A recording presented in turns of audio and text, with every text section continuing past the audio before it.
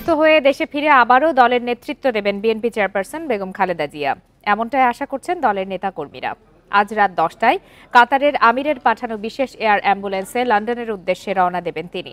এরই মধ্যে কাতারের রাজকীয় বহরের উড়োজাহাজটি ঢাকায় এসে পৌঁছেছে।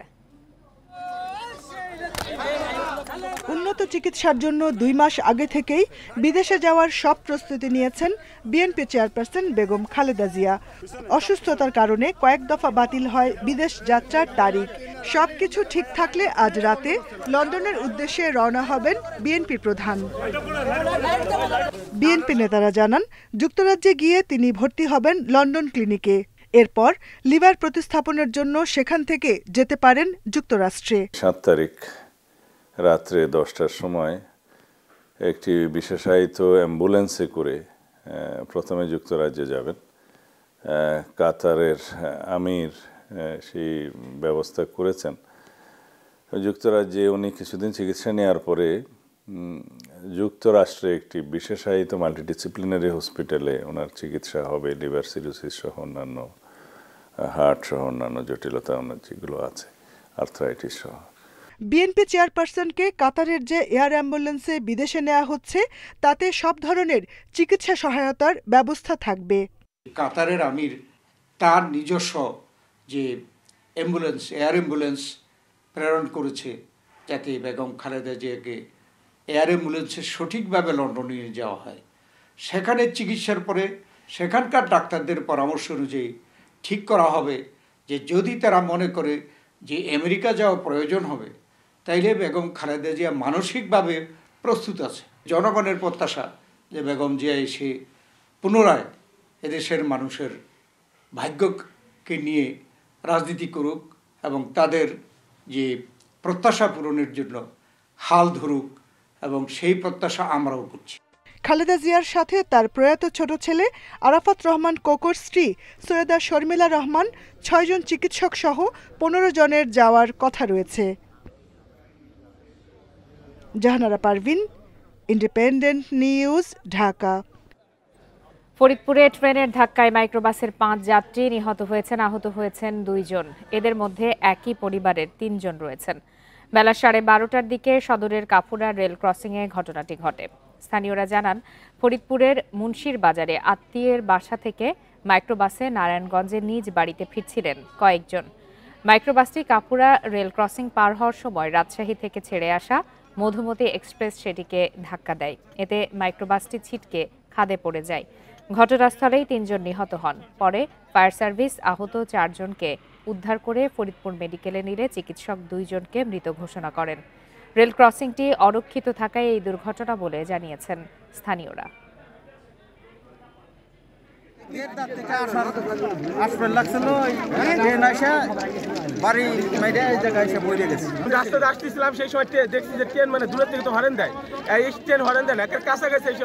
আমরা ফরিদপুর ফায়ার স্টেশন থেকে সংবাদ পেয়েছি যে 12:28 সময় মুন্সিগঞ্জ বাজার এখানে রেল ক্রসিংয়ে মাইক্রোবাসের সাথে ট্রেনের একটা ধাক্কা লাগছে। হাজির হওয়ার আগে আমরা দেখতে পেয়েছি পাবলিক দ্বারা এখানে কয়েকটা ডেড বডি উদ্ধার করেছে, এবং সংখ্যায় দেখলাম যে 3 জনকে উদ্ধার করা হয়েছে তাদেরকে, এবং সেগুলো মৃত।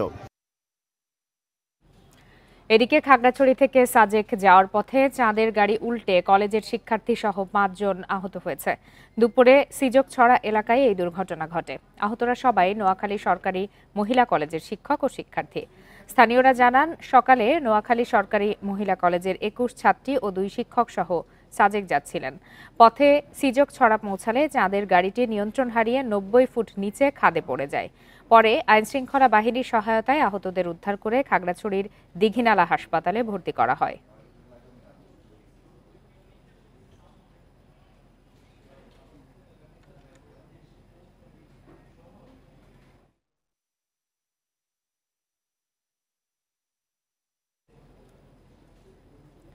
নাটোরে ব্যাটারি চালিত অটোরিকশা, ভ্যান ও সিএনজি চালিত অটোরিকশা ত্রিমুখী সংঘর্ষে 1 যাত্রী নিহত হয়েছেন। এ ঘটনায় আহত হয়েছেন আরও 2 জন। সকালে সদর উপজেলার ছাতনি ঘাটপাড়া এলাকায় এই দুর্ঘটনা ঘটে। পুলিশ জানায় সকালে মাঝদিঘা গ্রামের রাস্তা দিয়ে একটি অটোরিকশা ও একটি ভ্যান যাত্রী নিয়ে নাটোর শহরের দিকে যাচ্ছিল। এ সময় বিপরীত দিক থেকে আসা একটি সিএনজি চালিত অটোরিকশার সাথে ব্যাটারি রিকশা ও ভ্যানের সংঘর্ষ হয়। খবর পেয়ে আহত ৩ জনকে উদ্ধার করে নাটোর সদর হাসপাতালে নেওয়া হয়। সেখানে চিকিৎসক একজনকে মৃত ঘোষণা করেন।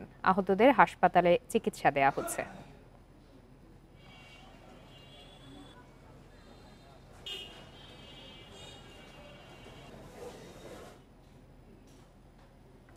দুই মাস পর চালু হয়েছে পটুয়াখালীর পায়রা ১,৩২০ মেগাওয়াট তাপবিদ্যুৎ কেন্দ্রের উৎপাদন। এতে জাতীয় গ্রিডে যুক্ত হচ্ছে পুরো বিদ্যুৎ। তাপবিদ্যুৎ কেন্দ্রের সহকারী ব্যবস্থাপক শাহমনি জিকো জানিয়েছেন, গত বছরের ৯ নভেম্বর রক্ষণাবেক্ষণের জন্য দ্বিতীয় ইউনিটের বিদ্যুৎ উৎপাদন কার্যক্রম বন্ধ করে দেওয়া হয়। সোমবার রাত ৯:৩০ থেকে ইউনিটটিতে উৎপাদন শুরু হয়। এখন দুটি ইউনিট থেকেই পুরো ১,৩২০ মেগাওয়াট বিদ্যুৎ জাতীয় গ্রিডে সরবরাহ করা হচ্ছে।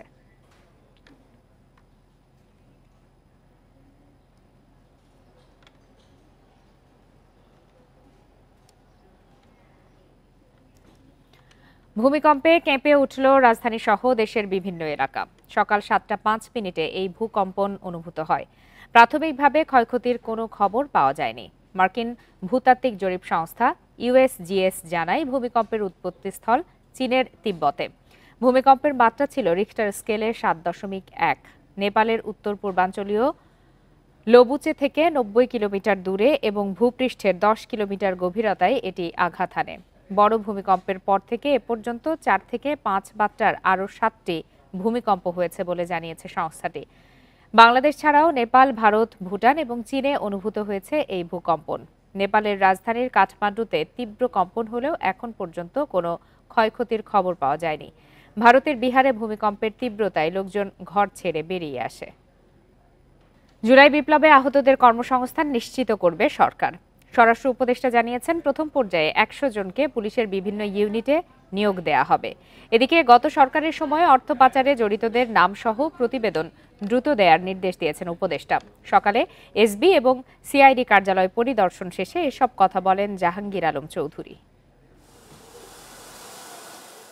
মঙ্গলবার সকালে পুলিশের বিশেষ শাখা এসবির প্রধান কার্যালয় পরিদর্শন করেন স্বরাষ্ট্র উপদেষ্টা। বৈঠক করেন কর্মকর্তাদের সাথে। এরপর যান সিআইডির প্রধান কার্যালয়ে। সাংবাদিকদের উপদেষ্টা জানান, বৈষম্য বিরোধী আন্দোলনে আহতদের পুলিশের বিভিন্ন ইউনিটে চাকরি দেওয়ার পরিকল্পনা করেছে অন্তর্বর্তী সরকার। অলরেডি একটা প্রপোজাল পাঠিয়েছি যে যারা আহত হয়েছে তাদের আমরা কিছু যেন আমরা পুলিশে অ্যাবজর্ব করতে পারি, আমরা তাদের একটা কর্মসংস্থানের জন্য একটা ব্যবস্থা করতে পারি। আমরা একটা প্রপোজাল পাঠাইছি, হয়তো ইসে যদি রাজি হলে আমরা আর সংখ্যাটা পেলে আমরা ওই ইসে, যেহেতু এক একজনের তো এক এক রকমের সমস্যা। উপদেষ্টা জানান, আওয়ামী লীগ সরকারের সময় বড় সমস্যা ছিল অর্থ পাচার। কত টাকা পাচার হয়েছে ও এর সাথে কারা জড়িত ছিল সেই বিষয়ে দ্রুত প্রতিবেদন দিতে সিআইডিকে নির্দেশ দেওয়া হয়েছে। মানি লন্ডারিং তো আমাকে সবচেয়ে বেশি হয়েছে, এটা নিয়ে আমি বলছি তারা যত তাড়াতাড়ি রিপোর্টটা দিতে পারে। এখন হলে যদি তারা ইনভেস্টিগেশনই করে, ইনভেস্টিগেশন সময় ক্ষেপণ করে কোনো লাভ নেই।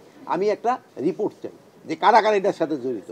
এখন আমি ওই যদি ইনভেস্টিগেশন করতে আমার 1.5-2 বছর 3 বছর চলে যায়, ওইটার তো কোনো কার্যকরিতাই থাকে না সেই সময়। উপদেষ্টা আরও জানান, যানজট নিরসন স্বরাষ্ট্র মন্ত্রণালয়ের একার দায়িত্ব না, সংশ্লিষ্ট সবাইকে একযোগে কাজ করতে হবে। প্রায় 400 শিক্ষার্থী এখন সড়কে কাজ করছে। এ সংখ্যা শিগগিরই 1000-এ নেওয়া হবে বলেও জানান উপদেষ্টা। Khaled Raihan, independent news, Dhaka. লক্ষ্মীপুরে বৈষম্য বিরোধী ছাত্র আন্দোলনের সমন্বয়ক এম পারভেজ ও হামজা মাহবুবকে বিভিন্ন দেয়ালে লিখে হত্যার হুমকি দিচ্ছে একটি চক্র। এ ঘটনায় আতঙ্কে দিন কাটছে তাদের পরিবারের। এসবের সাথে আওয়ামী লীগের সমর্থকরাই জড়িত বলে দাবি স্থানীয়দের। দ্রুত ব্যবস্থা নেওয়ার দাবি তাদের। পুলিশ বলছে বিষয়টি নজরে এসেছে তাদেরও। এরই মধ্যে গোয়েন্দা তৎপরতা বাড়িয়েছে তারা। জড়িতদের চিহ্নিত করে দ্রুত আইনি ব্যবস্থা নেওয়ার আশ্বাস আইনশৃঙ্খলা বাহিনীর। সমন্বয়কদের উদ্দেশ্য করে বিভিন্ন দেয়াল লিখন আমাদের নজরে এসেছে। এই বিষয়ে গোয়েন্দা কার্যক্রম অব্যাহত আছে। আমরা শনাক্ত করে অবশ্যই এ বিষয়ে আইনগত ব্যবস্থা গ্রহণ করব। বিশ্বে আলোচিত কুড়িগ্রামের ফেলানী হত্যার 14 বছরেও শেষ হয়নি বিচার কার্যক্রম। বিএসএফের বিশেষ কোর্টে 2 দফায় খালাস দেওয়া হয় অভিযুক্ত অমিয় ঘোষকে। এই রায় প্রত্যাখ্যান করে মানবাধিকার সংগঠনের সহায়তায় ভারতের সুপ্রিম কোর্টে রিট করা হলেও এখন পর্যন্ত হয়নি শুনানি। আওয়ামী লীগ সরকারের সময় বিচার না হলেও নতুন সরকারের কাছে ন্যায় বিচারের আশা ফেলানীর বাবা মায়ের। 2011 সালের 7 জানুয়ারি কুড়িগ্রামের অনন্তপুর সীমান্তে কিশোরী ফেলানীকে গুলি করে হত্যা করে বিএসএফ। পরে মরদেহ কাঁটাতারে ঝুলিয়ে রাখে 4.5 ঘণ্টা। বিষয়টি বিশ্বব্যাপী সমালোচনার ঝড় তোলে। ঘটনার 2 বছর পর 2013 সালের 13 আগস্ট ভারতের কোচবিহারে বিএসএফের বিশেষ কোর্টে শুরু হয় এ হত্যাকাণ্ডের বিচার। ফেলানীর বাবা ও মামার সাক্ষ্য গ্রহণ শেষে 6 সেপ্টেম্বর অভিযুক্ত অমিয় ঘোষকে খালাস দেয়। রায় প্রত্যাখ্যান করে পুনর্বিচার দাবির পর দ্বিতীয় দফাতে তাকে দেয়া হয় খালাস। পরে ভারতের মানবাধিকার সুরক্ষা মঞ্চ ফেলানীর বাবার পক্ষে দেশটির সুপ্রিম কোর্টে রিট পিটিশন করে। এরপর বারবার শুনানির তারিখ পিছিয়ে সবশেষ 2018 সালের 25 জানুয়ারি নতুন দিন ধার্য হলেও তা আর হয়নি। মেয়ে হত্যার বিচার না পাওয়াকে বিগত সরকারের অবহেলাকে দুষছেন ফেলানীর স্বজনরা। শাহজাহানের কাছে কত আবদার করছে বিচারের জন্য, ভারত সরকারের কাছে বিচারের জন্য আবদার করছে। উনি 2 বার নিয়ে গেল বিএসএফ আদালতে, উনি ডেকে নিয়ে গেল। আমি অন্য সত্য কথাই বলছি, কিন্তু আজ খালি উনারে শুনছে, কিন্তু কোনো একটা কাজ করে দেয় নাই, কোনো একটা বিচার করে দেয় নাই। বিচার করতো, কিন্তু করতে পারতো, কিন্তু উনি বিচার করে নাই। যে আমাদের যে নতুন বাংলাদেশে যে আমাদের নতুন সরকার হয়েছে, ওনার কাছে আমার দাবি যে আমার ফেলানীর বিচারটা যেন আন্তর্জাতিক আদালত করে। চাঞ্চল্যকর এই হত্যার বিচার দ্রুত শেষ হওয়া জরুরি। আইনজীবীরা বলছেন, বিচার হলে বাংলাদেশের নাগরিকদের পাশাপাশি ভারতীয় নাগরিকরাও সুরক্ষিত থাকবে। ভারতীয় সুপ্রিম কোর্টে যে আবেদনটি করেছে, যে রিট পেন্ডিং রয়েছে, সেটি যদি নিষ্পত্তি হয় তাহলে শুধু ন্যায় বিচারই হবে তা না, ভবিষ্যতে আমি মনে করি যে ভবিষ্যতে আমাদের বর্ডার ম্যানেজমেন্ট সহ খুন খারাপই কমে আসবে। বারবার ভারত সরকারের আশ্বাসে বন্ধ হয়নি সীমান্তে হত্যা। দ্রুত ফেলানীর হত্যার বিচার সহ সীমান্তে হত্যা বন্ধের দাবি জানিয়েছেন কুড়িগ্রামবাসী। Independent news. কিশোরগঞ্জের কটিয়াদীতে পুলিশের পিটুনিতে সিএনজি অটোরিকশা চালক ইয়াসিন মিয়ার মৃত্যুর অভিযোগ উঠেছে। সোমবার সন্ধ্যায় উপজেলার ফেকাবাড়া এলাকায় এই হত্যাকাণ্ড ঘটে। নিহতের স্ত্রীর অভিযোগ, পরিচিত একজন ফোন করে জানান ইয়াসিনের মরদেহ হাসপাতালে পড়ে আছে। সেখানে গেলে জানতে পারেন কোনো কারণ ছাড়াই কয়েকজন পুলিশ ইয়াসিনকে পিটিয়ে হত্যার পর হাসপাতালে নিয়ে যায়। পুলিশ জানিয়েছে, গোপন খবরের ভিত্তিতে ফেকাবাড়া এলাকায় মাদক ব্যবসায়ী লিটন মিয়ার বাড়িতে অভিযান চালায় তারা। এ সময় সবাই দৌড়ে পালিয়ে গেলেও সিএনজি চালক ইয়াসিন মাটিতে পড়ে গিয়ে জ্ঞান হারান। পরে উপজেলা স্বাস্থ্য কমপ্লেক্সে নিয়ে গেলে চিকিৎসক তাকে মৃত ঘোষণা করেন। এ বিষয়ে তদন্ত করে ব্যবস্থা নেওয়ার কথা জানিয়েছে পুলিশ।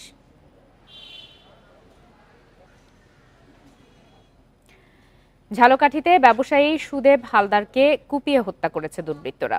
সোমবার রাতে সদর উপজেলার রামপুরা এলাকায় এই ঘটনা ঘটে। পুলিশ জানায়, রাতে বাউকাঠি বাজারে মোবাইল ফোন সার্ভিসিং এর দোকান বন্ধ করে বাড়ি ফিরছিলেন সুদেব।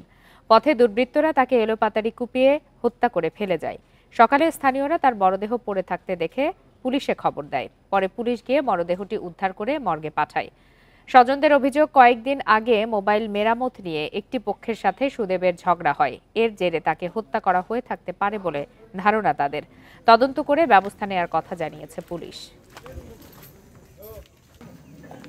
দোকান করে দোকান শেষে হয়তো ফেরার পথে তার সাথে হয়তো কোনো বিরোধ শত্রুতা থাকতে পারে, সেই প্রেক্ষিতেই হয়তো এটা খুনের ঘটনা ঘটেছে।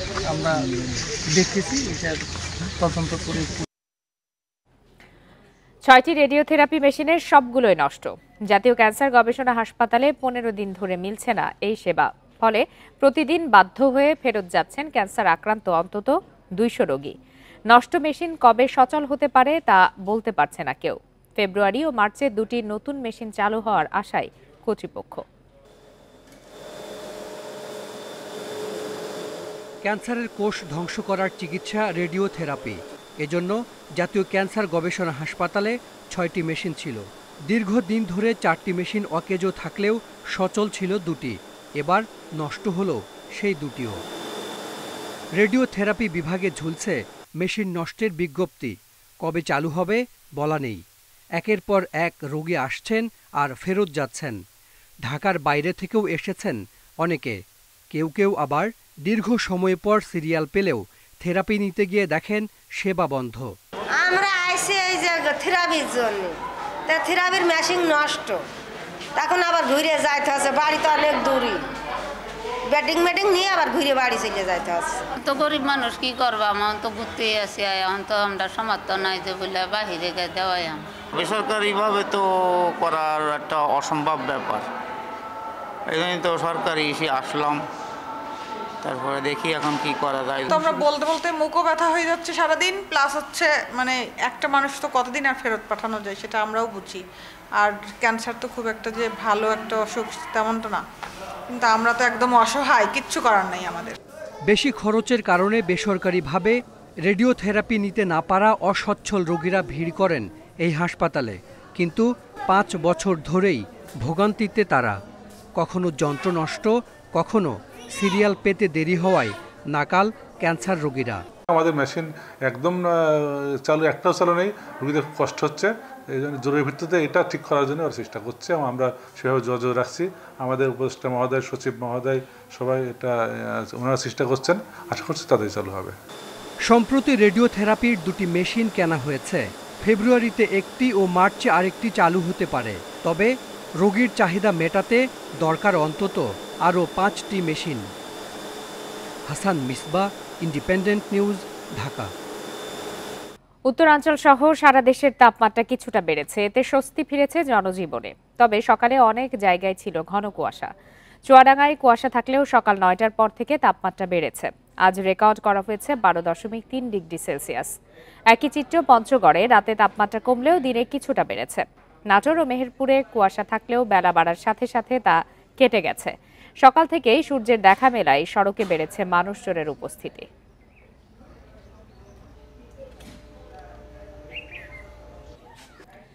সীমান্তে অবৈধ অনুপ্রবেশ ও চোরাচালান রোধে সচেতনতামূলক সভা হয়েছে সুনামগঞ্জে। সকালে বিশ্বম্ভরপুর উপজেলার ডলুরা সীমান্তের কাফনা গ্রামে এই সভার আয়োজন করে বিজিবি। জেলার 90 কিলোমিটার সীমান্ত এলাকায় নজরদারি বৃদ্ধি সহ জনসচেতনতায় এই আয়োজন।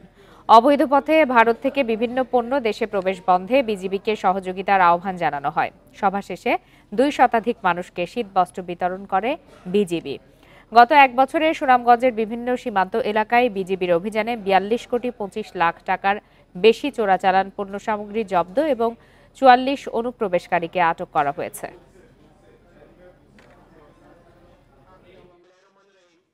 বিজিবির পক্ষে একার পক্ষে এই পুরা এলাকায় কিন্তু চোরাচালান বিরোধী কার্যক্রম এবং অবৈধ অনুপ্রবেশ রোধ সম্ভব না। জনমত নির্বিশেষে সবার সাথে কথা বলেছি এবং তাদের সাথে মত বিনিময় করেছি, যাতে করে তারা বিভিন্ন সময় এই ধরনের তথ্য পেলে আমাদেরকে তথ্যদের সহযোগিতা করে। ভারতীয় কোস্টগার্ডের হাতে আটক বাংলাদেশি 2টি ফিশিং ট্রলার এবং বন্দী থাকা 90 বাংলাদেশি জেলে ও নাবিক ফিরে এসেছে। সকালে চট্টগ্রামের পতেঙ্গায় কোস্টগার্ড ঘাটে তাদের নিয়ে আসার পর পরিবার ও ট্রলার মালিকদের কাছে হস্তান্তর করা হয়। রবিবার বঙ্গোপসাগরের হিরন পয়েন্টে 95 জন ভারতীয় জেলে ও নাবিক এবং 90 বাংলাদেশিকে নিজ নিজ দেশের কোস্টগার্ডের কাছে বুঝিয়ে দেয়া হয়। গত 9 ডিসেম্বর ভারতীয় জলসীমায় মাছ শিকারের অভিযোগে এফবি লায়লা 2 ও এফবি মেঘনা 5 নামে 2টি বাংলাদেশি ফিশিং ভেসেল সহ মোট 78 জন নাবিক ও জেলেকে আটক করে ভারতীয় কোস্টগার্ড। এর আগে 12 সেপ্টেম্বর বাংলাদেশি মাছ ধরার ট্রলার এফবি কৌশিক প্রতিকূল আবহাওয়ায় ডুবে গেলে 12 বাংলাদেশি জেলেকে উদ্ধারের পর ভারতীয় কোস্টগার্ড আটক করে। 2 দেশের উচ্চ পর্যায়ে আলোচনার পর ভারতের কারাগারে থাকা 90 বাংলাদেশি ও বাগেরহাট পটুয়াখালী কারাগার থেকে 95 ভারতীয় জেলে ও নাবিককে মুক্তি দেয়া হয়। দীর্ঘ প্রায় 1 মাস পর নিজ দেশে ফিরেছেন বাংলাদেশি নাবিক ও জেলেরা। লম্বা সময় ধরে অনিশ্চয়তায় কাটিয়ে ঘরে ফিরে উচ্ছ্বসিত তারা। বর্ডার লাইনে থাকলে মাঝে মাঝে একটু এপাশে ওপাশে হয়ে যায়, এটা খুব নেগলিজেবল একটা ব্যাপার। যতক্ষণ পর্যন্ত আমাদের বাংলাদেশ বর্ডারে ঢুকতে না পারছি ততক্ষণ অনিশ্চয়তা ছিল যে কখন কে। তো এখানে আসছি আসলে সবাই আমরা খুব খুশি। বাংলাদেশ দূতাবাস থেকে ওনাদের সাথে নাকি নিয়মিত যোগাযোগ রক্ষা করছিল এবং বাংলাদেশ সরকারও খুব আন্তরিকভাবে চেষ্টা করছিল, এই জন্য আমাদেরকে ওরকম বেজালে পড়তে হয় না আর কি। জাহাজ মালিকরা বলছে এই ঘটনা দেশের সামুদ্রিক মৎস্য আহরণ খাতে এবারই প্রথম। ভবিষ্যতে এমন ঘটনা যাতে না ঘটে সেজন্য আরও সতর্ক থাকার কথা জানিয়েছেন তারা। এটা আমাদের জন্য একটা লার্নিং ফার্স্ট টাইম যে আমাদের পুরো অ্যাসোসিয়েশন থেকে অলরেডি আমরা সবগুলো মালিক পক্ষকে জানিয়ে দিছি যাতে সেফ সাইডে গিয়ে ওনারা ফিশিং করেন। ফিরে আসা নাবিক ও জেলেদের যথাযথ আইনি ব্যবস্থার মাধ্যমে পরিবারের কাছে হস্তান্তর করা হয়েছে। তাদেরকে আমরা গত রাতে চিরঙে নিয়ে আসি। আপনারা দেখতে পাচ্ছেন দুটো জাহাজ, একই সাথে 90 জন জেলে, এবং তাদেরকে আমরা ইতোমধ্যে তাদের পরিবারের নিকট হস্তান্তর করেছি। এফবি মেঘনা ট্রলারটি গত বছরের 24 নভেম্বর চট্টগ্রাম থেকে মাছ আহরণের জন্য খুলনায় গিয়েছিল। ওই ট্রলারে 37 জন নাবিক ও জেলে ছিল। অন্যদিকে 41 জন নাবিক নিয়ে এফবি লায়লা 2 ট্রলারটি চট্টগ্রাম থেকে রওনা করেছিল গত 27 নভেম্বর। অনুপম শীল, ইন্ডিপেন্ডেন্ট নিউজ, চট্টগ্রাম। নির্মাণে ত্রুটি থাকায় 10 বছর ধরে অকেজো পড়ে আছে জয়পুরহাট পৌর শহরের পানির ওভারহেড ট্যাঙ্ক। স্থানীয়দের অভিযোগ, এটি নির্মাণে অনিয়ম ও দুর্নীতি হয়েছে। বিষয়টি তদন্ত করে ব্যবস্থা নেওয়ার কথা জানিয়েছে প্রশাসন। জয়পুরহাট পৌরসভার খজনপুরে 2014 সালে পানি ধারণের এই ওভারহেড ট্যাঙ্কটি নির্মাণ করা হয়। এই প্রকল্পের আওতাধীন পানির লোহা দূর করার প্ল্যান্টটি স্থাপন না করে ঠিকাদার 6 কোটি 35 লাখ টাকা বিলের মধ্যে তুলে নিয়েছে 5 কোটি 35 লাখ। নির্মাণের পরপরই ওভারহেড ট্যাঙ্কটিতে ত্রুটি ধরা পড়ে। স্থানীয়দের অভিযোগ, গাফলতি, অনিয়ম ও দুর্নীতির কারণে ট্যাঙ্কটির চালুর আগে নষ্ট হয়ে যায়। সব টাকা নষ্ট, গচ্ছা, কোনো পরিমাণ পানি পাইনি আমরা খাওয়ার মতন। 10 বছর থেকে অকেজ অবস্থায় পড়ে আছে। এটা যখন তৈরি করে পানি যখন লোড দেয় তখন পানি চুয়ে চুয়ে পড়ে। এটা থেকে আমরা কোনো পানি পাই নাই এবং প্রায় 5-6 কোটি টাকা খরচ করে এটা নির্মাণ করা হয়েছে। চেয়ারম্যানেরা তো সব এলা মারা ধরা পার্টি সব মারা ধরে নিয়েছে, চলে গেছে। আমরা অনেক চেষ্টা করছি কিন্তু আর একটা সুফল কোনো পাইনি। পৌর প্রশাসক জানান, প্রকল্পে অনিয়ম ও দুর্নীতির বিষয়ে কোনো অভিযোগ পাওয়া যায়নি, তবে বিষয়টি তদন্ত করে ব্যবস্থা নেওয়া হবে। এখন পর্যন্ত কোনো অভিযোগ পাইনি আমি দায়িত্ব নেওয়ার পর। আগেও কোনো অভিযোগ আছে বলে আমি শুনি নাই। তবে অভিযোগ পেলে তখন ব্যবস্থা নেওয়া হবে অবশ্যই। অনিয়ম ও দুর্নীতির বিষয়ে কথা বলতে রাজি হননি পৌরসভার পানি শাখার কর্মকর্তারা। Independent news. উৎপাদন ও সরবরাহ বাড়ায় মাগুরায় ফুলকপির দাম নেমে গেছে তলানিতে। প্রতি কেজি বিক্রি হচ্ছে মাত্র 2 টাকায়। ফলন ভালো হলেও দাম না পাওয়ায় উঠছে না পরিবহন খরচও। লাভের আশায় এই সবজি চাষ করে এখন উৎপাদন খরচ নিয়েই বিপাকে চাষিরা। মাগুরা জেলায় এই মৌসুমে প্রায় 3698 হেক্টর জমিতে সবজির আবাদ হয়েছে। এর মধ্যে ফুলকপির চাষ হয়েছে প্রায় 275 হেক্টর জমিতে। সবচেয়ে বেশি হয়েছে সদরের মঠবাড়িয়া, রামনগর, কেষ্টপুর, হাজরাতলা, মধুপুর সহ বিভিন্ন এলাকায়। কৃষকেরা জানিয়েছেন, প্রতি বিঘা জমিতে ফুলকপি চাষ করতে খরচ হয়েছে 30 থেকে 35 হাজার টাকা, উৎপাদন 4.5 টন। তবে পাইকারি বাজারে প্রতি কেজি বিক্রি হচ্ছে মাত্র 2 টাকায়। উৎপাদন খরচের চেয়ে কয়েক গুণ কম দামে বিক্রি করে গুনতে হচ্ছে লোকসান। কপি আর কি আমরা সব একসাথে লাগাইছি, এই কারণে সব কপি একই সময় হয়ে গেছে। এখনকার নাই কপি খুবই কম দাম, বাজারে নিয়ে গেল 2 টাকা 3 টাকা কিলো, তারপরে আর নেয় না, বাজারে থেকে বাড়ি চলে আসতে হয়। যা মানে কাটলে পারে যে পরিবহন খরচ সেটাও হচ্ছে না। 2-3 পিস 10 টাকায় না বিক্রি করলে তো ফেলাই দিতে হবে একবারে। ভবিষ্যতে যাতে লোকসানে পড়তে না হয় সেজন্য এক মৌসুমে একই ধরনের ফসল উৎপাদন না করে পর্যায়ক্রমে বিভিন্ন ফসল উৎপাদনের পরামর্শ কৃষি বিভাগের। ব্যাপকভাবে সবজি চাষ করার ফুলকপি সহ বিভিন্ন সবজির উৎপাদন বেড়ে যায়। আসলে কৃষকের যে পরিমাণ দাম পাওয়ার কথা এই মুহূর্তে সবজির উৎপাদন থাকে এবং চাহিদার তুলনায় সবজি বাজার বেশি থাকে, বাজার মূল্য তুলনামূলকভাবে কম যাচ্ছে। খুচরা বাজারে 2 থেকে 3 গুণ বেশি দামে সবজি বিক্রি হলেও পাইকারিতে সেই হিসাব ভিন্ন। তাই নিয়মিত বাজার তদারকির দাবি চাষি ও ব্যবসায়ীদের। Independent news. বরিশাল শিক্ষা বোর্ডের 5 শতাধিক স্কুলে কমিটি নিয়ে বিরোধ ও মামলায় ব্যাহত হচ্ছে শিক্ষা কার্যক্রম। মামলার খরচ চালাতে স্কুলগুলোতে চলছে অর্থ সংকট। এতে শিক্ষার পরিবেশ বিঘ্নিত হওয়ায় ক্ষুব্ধ অভিভাবকরা। বরিশাল শিক্ষা বোর্ডের অধীনে মাধ্যমিক স্কুল আছে 1800। আহ্বায়ক ও ম্যানেজিং কমিটির মাধ্যমে পরিচালিত হয় এসব স্কুল। তবে ম্যানেজিং কমিটি গঠন নিয়েই অস্থিরতার কবলে অনেক শিক্ষা প্রতিষ্ঠান। গত 4 বছর বহিষ্কার হয়ে পালিয়েছিলেন একে আসমত আলী খানের শিক্ষক HM জসিমউদ্দিন। বহিষ্কার হয়ে 20 মাস পালিয়ে থাকতে হয়েছে শেরেবাংলা বালিকা মাধ্যমিক বিদ্যালয়ের প্রধান শিক্ষককে। এই 2 স্কুলে আছে একাধিক মামলা। ক্লাস ফেলে শিক্ষকদের ঘুরতে হচ্ছে আদালতে। আমার বিরুদ্ধে মিথ্যা মামলা দিয়ে প্রায় 4টি বছর আমাকে বিদ্যালয়ের বাইরে রেখেছে। আমি ছেলেমেয়ের সহ মানবতা জীবনযাপন করেছি। সভাপতি ছিলেন সরকারি কর্মকর্তাগণ, সেখান থেকে নিয়ে আসা হয়েছে দলীয় লোক সভাপতি করা হয়েছে। এটা খুব ভালো বলে আমি মনে করি না। শিক্ষকদের দাবি বিরোধ নিয়ে আদালতে যাওয়ার আগে সঠিকভাবে যাচাই বাছাই হলে জটিলতা কমানো সম্ভব। মামলা যারা নেয় তাদের যারা করতে যায় তাদের সাথে একটু যদি বিবেচনা করে, একটু খোঁজখবর নিয়ে দেখে যে আসলে মামলাটা করাটা কতটা যৌক্তিক, তাহলে মনে ভালো হয়। এদিকে স্কুলগুলোতে বিরোধ নিষ্পত্তির জন্য প্রয়োজনীয় পদক্ষেপ নেওয়ার কথা জানিয়েছে শিক্ষা বোর্ড। আমার কর্মকালীন সময়ে আমি অতি দ্রুত নিজে উদ্যোগ নিয়ে এই মামলাগুলো নিষ্পত্তির চেষ্টা করব, যাতে আমার শিক্ষার মান উন্নয়ন অব্যাহত থাকে। দরকার হলে আমি এই মামলাগুলো পরিচালনার জন্য আমি একটা মনিটরিং সেল বা মনিটরিং কমিটি করব, যারা নিয়মিতভাবে আমরা এটার তথ্য পেতে পারি। বরিশাল শিক্ষা বোর্ডের 502টি স্কুল কমিটি নিয়ে দ্বন্দ্ব মামলায় জর্জরিত। এর মধ্যে 86টি স্কুলের মামলা গড়িয়েছে উচ্চ আদালত পর্যন্ত। Independent news. নারী চিকিৎসককে হেনস্থা ও লাঞ্ছিতকারীদের শাস্তির দাবিতে মানববন্ধন ও প্রতিবাদ সভা করেছে দিনাজপুর মেডিকেল কলেজ হাসপাতালের চিকিৎসক ও নার্সরা। সকালে দিনাজপুর প্রেস ক্লাবের সামনে ঘণ্টাব্যাপী এই কর্মসূচি পালন করেন তারা। এ সময় চিকিৎসকরা অভিযোগ করেন, গত 26 ডিসেম্বর গাইনি সার্জন সহকারী অধ্যাপক ডাক্তার আরজু শামীমা রহমান মেডিকেলে এক অন্তঃসত্ত্বা রোগীর অপারেশনের আগে কিছু পরামর্শ দেন। এ সময় রোগীর স্বামী ও স্বজনরা চিকিৎসকের সঙ্গে বিতর্কে জড়িয়ে পড়েন। এক পর্যায়ে চিকিৎসককে শারীরিকভাবে লাঞ্ছিত করেন তারা। এ ধরনের ন্যাক্কারজনক হামলার নিন্দা এবং এ ঘটনায় জড়িতদের শাস্তিমূলক ব্যবস্থা গ্রহণের দাবি জানিয়েছেন চিকিৎসকরা। না হলে নতুন করে কর্মসূচি দেওয়ার ঘোষণা দেন তারা।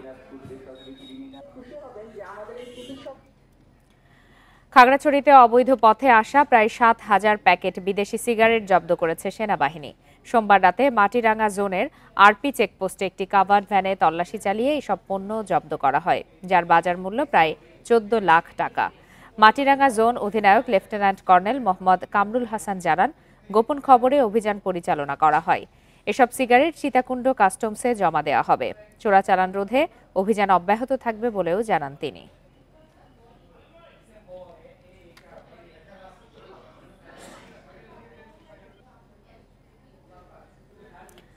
নেত্রকোনায় পরিবহনে শ্রমিক দল নেতার চাঁদাবাজির প্রতিবাদে আয়োজিত মানববন্ধনে হামলার ঘটনা ঘটেছে। এতে আহত হয়েছেন 8 জন। সকালে জেলা প্রেস ক্লাবের সামনে এই ঘটনা ঘটে। জেলা শ্রমিক দলের সাধারণ সম্পাদক তারিফুর রহমান রিপনের বিরুদ্ধে বিভিন্ন পরিবহনে চাঁদাবাজির অভিযোগ এনে তা বন্ধে পরিবহন শ্রমিক বৃন্দের ব্যানারে এই কর্মসূচির আয়োজন করা হয়। এ সময় তাদের উপর হামলার ঘটনা ঘটে। এতে উভয় পক্ষের মধ্যে পাল্টাপাল্টি ধাওয়া হয়।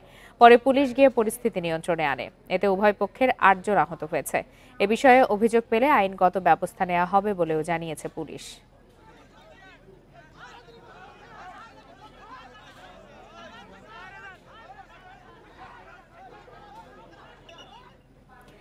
শেরপুরে দিনব্যাপী পিঠা উৎসবের আয়োজন করা হয়েছে।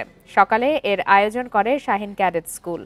এতে মুখরিত হয়ে ওঠে স্কুল প্রাঙ্গণ। স্কুলের শিক্ষার্থী ও অভিভাবক সহ শহরের বিভিন্ন শ্রেণী পেশার মানুষ আসেন এই পিঠা উৎসবে। আয়োজকরা জানান, গ্রাম বাংলার ঐতিহ্যকে ধরে রাখতে আগামীতেও পিঠা উৎসবের আয়োজন করা হবে। উৎসবে 9টি স্টলে প্রায় 1.5 শতাধিক বাহারি রকমের পিঠার পসরা সাজানো হয়েছে।